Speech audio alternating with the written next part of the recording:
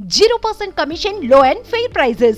Download Volta app now. Enjoy Voltastic rides. నమస్తే, నేను Keshav. Welcome to Suman TV. Andhra Pradesh రాజకీయాల్లో రోజుకొక అనూహ్య పరిణామం, ఎవరు ఊహించని ఎత్తులు పై ఎత్తులు జరగడం మామూలు అయిపోయినటువంటి పరిస్థితి. ఇప్పుడు జనసేన పార్టీ అధినేత జనసేనాని పవన్ కళ్యాణ్ కూడా అదే రీతిలో వ్యవహరించబోతున్నారా?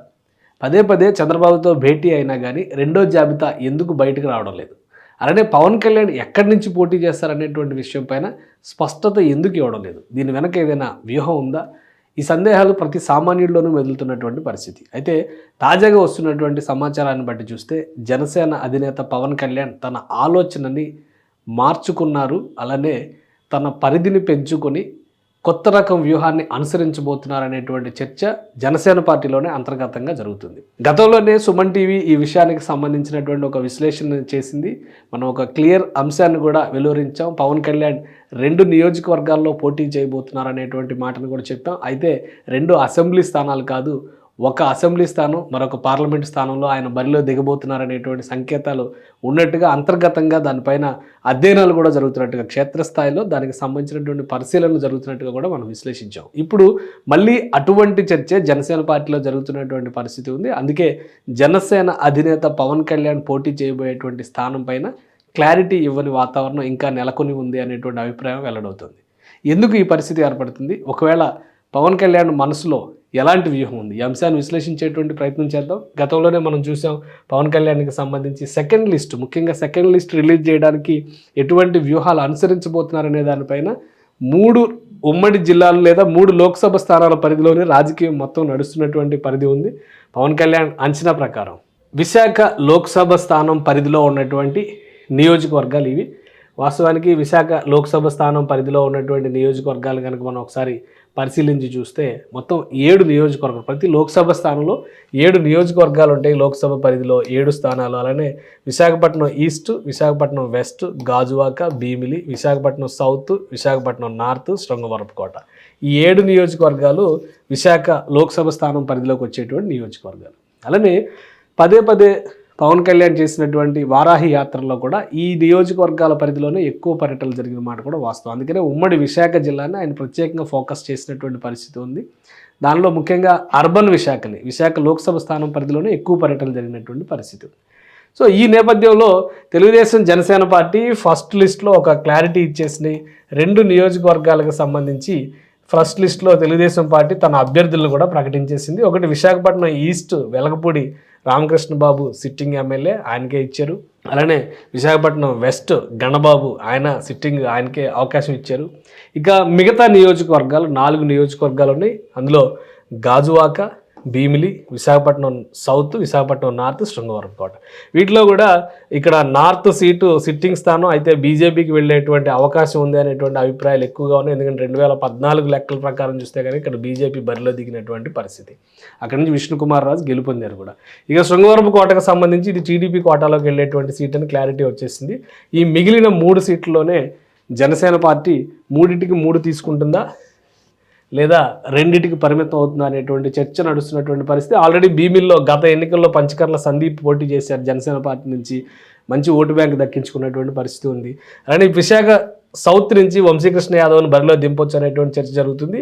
ఈ నేపథ్యంలోనే మరొకసారి గాజువాక పైన ఎక్కువ డిస్కషన్ నడుస్తుంది. పవన్ కళ్యాణ్ మళ్ళీ ఇక్కడి నుంచి బరిలోకి దిగితే ఎలా ఉంటుంది అనేటువంటి ఆలోచన పార్టీలో అంతర్గతంగా నడుస్తున్నట్టుగా తెలుస్తుంది. అంటే 2 సీట్లలో భీమవరం గురించి ఎక్కువగా అనుకున్నారు అందరూ కూడా, భీమవరంలోనే బరిలో దిగుతారని. కానీ మళ్ళీ ఇప్పుడు గాజువాక చర్చ ఎక్కువగా జరుగుతున్నటువంటి పరిస్థితి ఉంది. ఎందుకు గాజువాక చర్చ నడుస్తుంది అనేటువంటి అంశాన్ని కూడా మనం ఇక్కడ విశ్లేషించాలి. సామాజిక వర్గం పరంగా కలిసి వచ్చేటువంటి అంశం కాబట్టి గాజువాకలో బరిలో దిగాల్సినటువంటి అవసరం ఉందనేటువంటి సంకేతాలు ఎక్కువ మంది చెప్తున్నటువంటి పరిస్థితి ఉంది. ఒకసారి అసలు ఈ నియోజకవర్గాల పరంగా ఇక్కడ ఉన్నటువంటి ఈక్వేషన్స్ కానీ అలానే గతంలో వచ్చినటువంటి ఎన్నికల ఫలితాలు కానీ ఒకసారి విశ్లేషించేటువంటి ప్రయత్నం చేద్దాం. విశాఖ లోక్సభ సీటుకి సంబంధించినటువంటి నియోజకవర్గాలు అలానే అక్కడ ఉన్నటువంటి పరిస్థితులు చూస్తే కనుక విశాఖ లోక్సభ సీటుని ఎక్కువసార్లు ఇక్కడ బీజేపీ కేటగిరీలో గెలుచుకున్నటువంటి సీటుగా మనం దీన్ని చూస్తాము. 2014 ఎన్నికల్లో బీజేపీకి కేటాయించినటువంటి సీటు ఖమ్మంపాటి హరిబాబు ఇక్కడ నుంచి ఎంపీగా గెలుపొందారు. 2019లో మళ్ళీ వైఎస్ఆర్ కాంగ్రెస్ పార్టీ గెలుచుకుంది. అంతకుముందు 2 టర్మ్లో కూడా క్లియర్గా కాంగ్రెస్ పార్టీ పురంధేశ్వరి, ఇప్పుడు దగ్గుబాటి పురంధేశ్వరి ఇక్కడ పార్టీలో ఉన్నటువంటి పరిస్థితి ఉంది కాబట్టి 2009లో ఆమె గెలుపొందారు. 2004లో అంతకు ముందర జనార్దన్ రెడ్డి గారు, నేదురుమల్లి జనార్దన్ రెడ్డి గారు అక్కడి నుంచి గెలుపొందినటువంటి పరిస్థితి ఉంది. సో ఇది విశాఖ లోక్సభకు సంబంధించినటువంటి ఈక్వేషన్. అయితే విశాఖలో ఉన్నటువంటి నియోజకవర్గాల పరంగా గాజువాక పరిస్థితి మనం ఒకసారి పరిశీలించి చూస్తే ప్రజారాజ్యం పార్టీ సిట్టింగ్ ఎమ్మెల్యే అప్పట్లో గెలుపొందిన 2009లో ప్రజారాజ్యం పార్టీ ఎమ్మెల్యే గెలుపొందినటువంటి పరిస్థితి ఉంది. అక్కడ పోటీ పరంగా కూడా తెలుగుదేశం పార్టీ తెలుగుదేశం పార్టీ దీన్ని పొత్తులో భాగంగా 2009 ఎలక్షన్స్లో మహాకూటమి ద్వారా పోటీ చేసింది కాబట్టి పొత్తులో భాగంగా సిపిఎంకి కేటాయిస్తే ఆ పార్టీ ఏకంగా 4వ స్థానంలో నిలిచినటువంటి పరిస్థితి అప్పుడు ఉంది. సో సెకండ్ పొజిషన్లో తిప్పల గురుమూర్తి రెడ్డి ఇక్కడ థర్డ్ పొజిషన్లో ఉంటే సెకండ్ పొజిషన్లో తిప్పల నాగిరెడ్డి ఉన్నారు. ప్రస్తుతం ఈయన వైఎస్ఆర్సీపీ ఎమ్మెల్యేగా గెలుపొందారు 2009 ఎలక్షన్స్లో పవన్ కళ్యాణ్ని ఓడించి. సో ఇక్కడ లెక్కల ప్రకారం మనం చూస్తే కనుక తెలుగుదేశం పార్టీ కూడా ఈ నియోజకవర్గంలో 3వ స్థానంలో ఉన్నటువంటి పరిస్థితి ఉంది. 2019 ఎన్నికల్లో చూస్తే కనుక తిప్పల నాగిరెడ్డి వైసీపీ నుంచి గెలుపొందితే జనసేన పార్టీ నుంచి పవన్ కళ్యాణ్ సెకండ్ పొజిషన్లో నిలబడినటువంటి పరిస్థితి ఉంది. సో అంతకుముందర సిట్టింగ్ ఎమ్మెల్యేగా గెలిచినటువంటి పల్లా శ్రీనివాసరావు పూర్తిగా 3వ స్థానానికి పడిపోయారు. ఈ నేపథ్యంలో మరొకసారి విశాఖ లోక్సభ స్థానం పరిధిలో పోటీ చేస్తే విశాఖ లోక్సభ స్థానం పరిధిలో ఉన్నటువంటి నియోజకవర్గాలు అన్నిటిపైన పవన్ కళ్యాణ్ ప్రభావం ఎక్కువగా ఉంటుంది కాబట్టి ఎందుకంటే గోదావరి జిల్లాల్లో ఇప్పటికే సామాజిక వర్గ పరంగా ఉన్నటువంటి బలం కలిసి వస్తుందనేటువంటి అంచనాతో మరోసారి తెరపైకి గాజువాక అంశాన్ని తీసుకొచ్చారు. అయితే ప్రస్తుతం పవన్ కళ్యాణ్ మనసులో ఉన్నటువంటి అంచనాల ప్రకారం చూస్తే గాజువాక కంటే కూడా ఇక్కడ అనకాపల్లి నియోజకవర్గం, అనకాపల్లి లోక్సభ స్థానానికి సంబంధించి కూడా ఒక స్పష్టత ఉంది. అనకాపల్లి లోక్సభ స్థానంలో ఇప్పటికే 2 నియోజకవర్గాలు తెలుగుదేశం పార్టీ అనౌన్స్ చేసేసినటువంటి పరిస్థితి ఉంది. క్యాండిడేట్లను కూడా అనౌన్స్ చేసింది 2 నియోజకవర్గాల్లో. అలానే జనసేన పార్టీ కూడా ఒక నియోజకవర్గంలో అభ్యర్థిని అనౌన్స్ చేసినటువంటి పరిస్థితి. అనకాపల్లిలో కొనతాల రామకృష్ణ జనసేన నుంచి బరిలో దిగుతారు. అలానే పాయకరావుపేట నుంచి అనిత క్లియర్ అయిపోయింది. నర్సీపట్నం నుంచి మళ్ళీ అయ్యన్న పాత్రుడు బరిలో దిగి ఈ 3 కూడా క్లియర్ అయిపోయినటువంటి నియోజకవర్గం. ఇక పెందుర్తి, యలమంచిలి జనసేన పార్టీ అడుగుతున్నటువంటి నియోజకవర్గాలుగా ప్రచారం జరుగుతుంది. ఈ 2 నియోజకవర్గాల్లో ఆల్రెడీ అభ్యర్థులు కూడా ఉన్నారనేటువంటి ఇది ఉన్న నేపథ్యంలో అనకాపల్లిలో కొనతాల రామకృష్ణ అనౌన్స్ చేశారు కాబట్టి ఇక్కడి నుంచి నాగబాబు బరిలోకి దిగుతారు ఎంపీగా అనేటువంటి ప్రచారం ఎక్కువగా జరుగుతుంది. సో అందుకని అనకాపల్లి లోక్సభ స్థానాన్ని మినహాయించి విశాఖ లేదా కాకినాడ స్థానం పరిధిలోనే పోటీ చేయాలనేటువంటి ఆలోచనతో పవన్ కళ్యాణ్ ఉన్నట్టుగా తెలుస్తుంది. అందుకనే మళ్ళీ గాజువాక ప్రస్తావన వచ్చింది. భీమవరం విషయంలో ఇప్పటికే కొంత క్లారిటీ వచ్చేసినట్టుగా పార్టీలో అంతర్గతంగా చర్చ జరుగుతుంది. ఒకవేళ కాకినాడ నుంచి బరిలో దిగితే పవన్ కళ్యాణ్ కలిసి వచ్చేటువంటి అంశాలు ఏంటి అవి కూడా ఒకసారి విశ్లేషించేటువంటి ప్రయత్నం చేద్దాం. ఇది కాకినాడ లోక్సభ స్థానం పరిధిలో ఉన్నటువంటి నియోజకవర్గాల్లో ఒక క్లియర్ కట్ పిక్చర్ వచ్చేసినటువంటి పరిస్థితి. ఎందుకంటే ఇక్కడ 4 నియోజకవర్గాలకి 2 పార్టీలు అభ్యర్థుల్ని అనౌన్స్ చేసినాయి. ఫస్ట్ లిస్ట్లోనే ఈ అనౌన్స్మెంట్ అనేది జరిగిపోయింది. 4 నియోజకవర్గాలకు సంబంధించినటువంటి అభ్యర్థుల్ని టీడీపీ క్లియర్గా తుని నుంచి యనమల దివ్యని ఇక్కడ అభ్యర్థిగా ప్రకటించింది. జగ్గంపేట నుంచి జ్యోతుల నెహ్రూని అభ్యర్థిగా ప్రకటించింది. పెద్దాపురం నుంచి నిమ్మకాయల చినరాజప్పని ఆయన సిట్టింగ్ ఎమ్మెల్యే అక్కడ. ఇలా 3కి కూడా టికెట్లు టీడీపీ అనౌన్స్ చేసింది. వీళ్ళు అఫీషియల్ అభ్యర్థులు.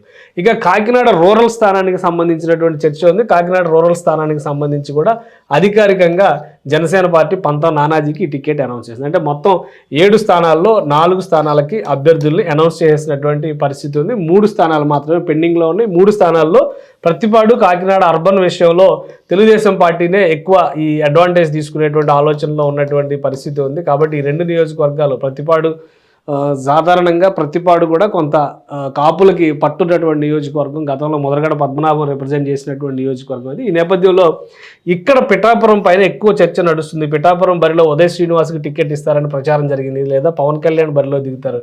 ఒకవేళ పవన్ కళ్యాణ్ బరిలో దిగితే గత చరిత్రను బట్టి చూస్తే పిఠాపురం కాన్స్టిట్యున్సీని కూడా 2009 ఎలక్షన్స్లో ప్రజారాజ్యం పార్టీ గెలుచుకున్నటువంటి కాన్స్టిట్యున్సీ. అలానే ఓవరాల్గా కాకినాడ లోక్సభ స్థానం పరిధిలో కూడా ఎక్కువ ప్రభావం చూపించేటువంటి అవకాశం ఉన్న నియోజకవర్గంగా జనసేన పార్టీ నాయకులు అంచనా వేస్తున్నారు. ఒకసారి 2009 లెక్కలను కూడా మనం ఒకసారి పరిశీలించేటువంటి ప్రయత్నం చేద్దాం. ఎందుకంటే కాకినాడలో ఎలాంటి పరిణామాలు ఉన్నాయి, కాకినాడ లోక్సభ స్థానం హిస్టరీ ఏంటో కూడా ఒకసారి చూడాల్సినటువంటి అవసరం ఉంది. ఇది 2014లో తోట నరసింహం గెలుపొందారు తెలుగుదేశం పార్టీ అభ్యర్థిగా ఎంపీగా. తర్వాత వంగ గీత 2009 ఎలక్షన్స్లో పిఠాపురం నుంచి ఎమ్మెల్యేగా ప్రజారాజ్యం పార్టీ నుంచి గెలుపొందినటువంటి అభ్యర్థి. అందుకని ఈసారి ఆమెనే వైఎస్ఆర్సీపీ పిఠాపురం బరిలో నిలపాలనేటువంటి ఆలోచన చేస్తుంది. అయితే ఒకసారి 2009, 2019 ఎలక్షన్స్ సందర్భంలో పిఠాపురం లోక్సభ స్థానం పరిధిలో, కాకినాడ లోక్సభ స్థానం పరిధిలో ఫలితాలు ఎలా ఉన్నాయో ఒకసారి మనం పరిశీలించేటువంటి ప్రయత్నం చేద్దాం. ఇది 2009లో వచ్చినటువంటి ఫలితాలు. ఇక్కడ నుంచి పల్లవరాజు గెలుపొందారు. తర్వాత ఆయన కేంద్ర మంత్రిగా అయినటువంటి నాయకుడు. ఇక్కడ చలమలశెట్టి సునీల్ కాకినాడ ఎంపీ అభ్యర్థిగా ప్రజారాజ్యం పార్టీ నుంచి బరిలో దిగారు. సెకండ్ పొజిషన్లో ఉన్నారు. అంటే 2,89,000 ఓట్లు దక్కించుకున్నారు. ఆసక్తికరమైనటువంటి విషయం ఏంటంటే ఇదే చలమలశెట్టి సునీల్ 2014 వచ్చేసరికి వైఎస్ఆర్సీపీ నుంచి బరిలో దిగారు. మళ్ళీ ఓటమి పాలైనటువంటి పరిస్థితి. మెజారిటీ చాలా తక్కువ మెజారిటీ, 3,000 ఓట్ల తేడాతో తోట నరసింహం బయటపడినటువంటి పరిస్థితి. సో 2019లో మళ్ళీ ఏం జరిగిందో చూద్దాం. 2019 ఎందుకంటే 2014లో 3 పార్టీలు కలిసి బరిలో దిగినాయి, తెలుగుదేశం, జనసేన, బీజేపీ. 2019లో విడివిడిగా పోటీ చేసిన నేపథ్యంలో రిజల్ట్ ఎలా వచ్చిందో చూద్దాం. వంగ గీత పోటీ చేసింది, ఆమె గెలుపొందింది 25,000 ఓట్ల మెజారిటీతో. చలమలశెట్టి సునీల్ వైసీపీ నుంచి తెలుగుదేశంలోకి వచ్చి ఓటమి పాలయ్యారు 25,000 తేడాతో. మళ్ళీ ఇప్పుడు బరిలో దిగబోతుంది. ఇక్కడ జ్యోతుల వెంకటేశ్వర జనసేన పార్టీ నుంచి 1,33,000 ఓట్లు చీల్చినటువంటి పరిస్థితి ఉంది. బీజేపీ కూడా ఇక్కడ బరిలో దిగింది కానీ 9,000 చిల్లర ఓట్లు మాత్రమే వచ్చినటువంటి పరిస్థితి. ఇప్పుడు ఇదే చలమలశెట్టి సునీల్ వైఎస్ఆర్సీపీ అభ్యర్థిగా కాకినాడ లోక్సభ స్థానానికి బరిలో నిలవబోతున్నారు 2024 అభ్యర్థిగా. సో పిఠాపురం ఈక్వేషన్ కనుక మనం ఒకసారి చూస్తే, పిఠాపురంలో ఉన్నటువంటి హిస్టరీని, ట్రాక్ రికార్డుని చూస్తే కనుక పిఠాపురం అభ్యర్థిగా పవన్ కళ్యాణ్ నిలబడితే ఖచ్చితంగా ఈ రాష్ట్రం అంటే మొత్తం ఈ లోక్సభ స్థానం పరిధిలో ఎఫెక్ట్ చూపించేటువంటి అవకాశం ఉంటుంది అనేటువంటి ఆలోచన చేస్తున్నారు. కానీ ఆ ఈక్వేషన్ చూస్తే 2004లో బీజేపీ అంటే కూటమిలో భాగంగా తెలుగుదేశం బీజేపీ కూటమిలో భాగంగా బీజేపీకి ఇచ్చినటువంటి సీట్ ఇది. పెండెం దొరబాబు గెలిచారు. 2009లో ప్రజారాజ్యం పార్టీ గెలుచుకుంది, వంగా గీత గెలిచారు. ఇండిపెండెంట్గా ఎస్వీఎస్ఎన్ వర్మ 2014 అంటే ఆయన టికెట్ నిరాకరించి వేరే వాళ్ళకి ఇవ్వడంతో తెలుగుదేశం పార్టీ అభ్యర్థిని 3వ స్థానంలోకి నెట్టేసి ఆయన గెలుపొందినటువంటి పరిస్థితి. తర్వాత 2019లో ఇదే పెండెం దొరబాబు వైఎస్ఆర్ కాంగ్రెస్లో చేరి గెలిచినటువంటి స్థానం ఇది. సో ఈ లెక్కలన్నీ చూసుకునేటువంటి క్రమంలో 2019లో జనసేన పార్టీ విడిగా పోటీ చేసింది కాబట్టి ఇక్కడ నుంచి శేషకుమారి 28,000 ఓట్లు దక్కించుకున్నారు. 15% ఓటు బ్యాంక్ ఉంది.